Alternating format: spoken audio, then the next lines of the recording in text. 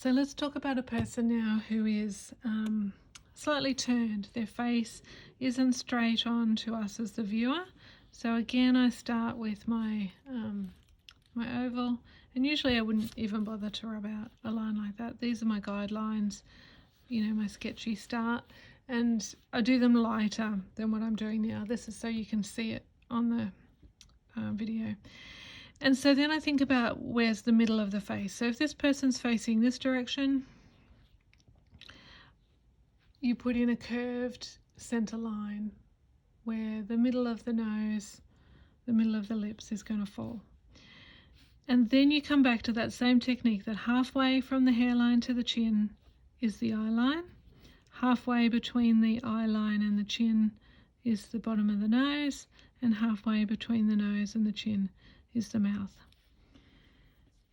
And so this curve, if we did a straight line, the face, the chin and the mouth would look like they protrude too far forward. It's really important, whichever way you have them facing, that once they're turned to one side or the other, that the line curves.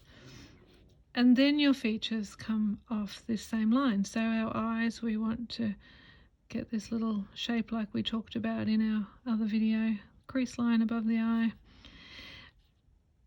The eye on the other side of the face sits really close into the nose. So the nose is going to come along. And I'll do a little close-up of the nose, and I'm actually going to lift the mouth up a little bit here.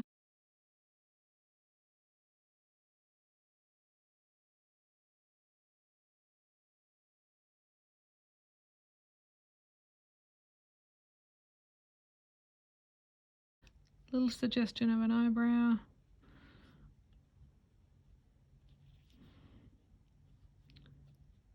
And then we can shape the face. And so if I'm doing a turn face, now we always add onto the top, like I spoke about before, we add headspace here. If we're doing a turn face, we actually have to add side on. So this would actually be about where the ear falls. So we would rub out some of that initial oval. We'd have a suggestion of an ear and a bit of a jaw there. And we'd add space for the top of the head. Because again, that first oval is the hairline. And so if we're looking at a nose sideways, remember when we were front on we had 3 circles for the center of the nose and the 2 nostrils. So now what happens, I've got a little sketch here that I've done for a class prior.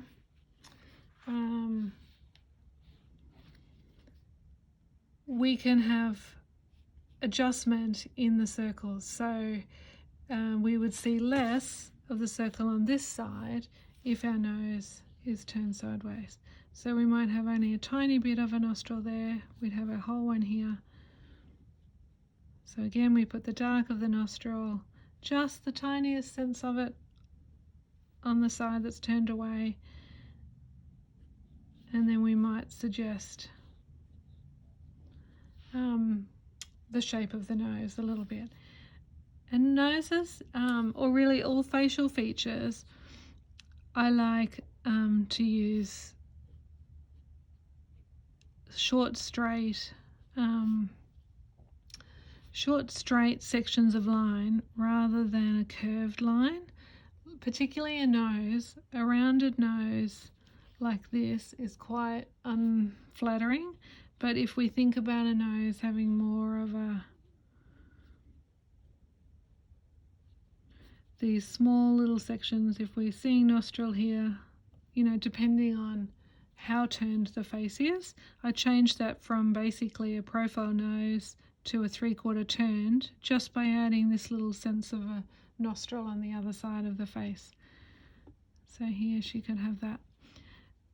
And you know, again, this is really easy to just pop a sense of this in if you were doing shadows. So if we were painting this with watercolor, which we'll do in another video, we literally can get the face shape in with just these shadow shapes.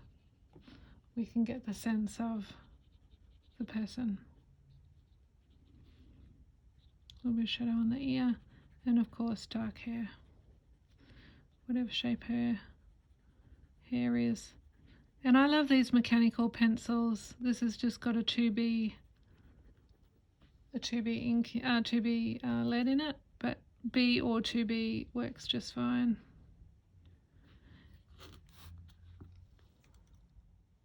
I realised I didn't cover lips then, so let's add lips in. Similar to the nose, we're foreshortening one side of the lip. So if we're actually drawing it with line, we'd have a short side here and a long side.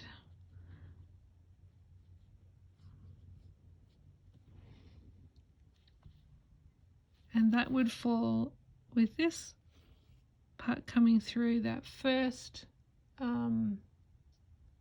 center line that you drew that was curved to show where the center line is. That line is guiding the bottom of your nose.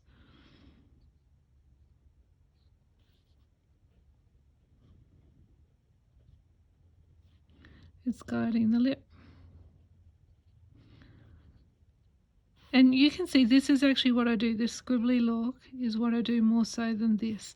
Unless it's a large painted portrait, then I would do line work. But if it's a small suggestion of a face, I'm scribbling these shapes in. So again, the eye on the right side, if the face is turned that way, is further out.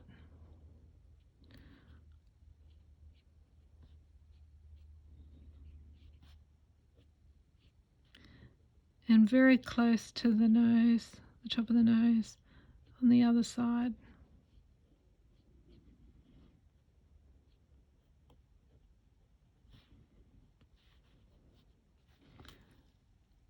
And if I just take off now some of that, that will make more sense.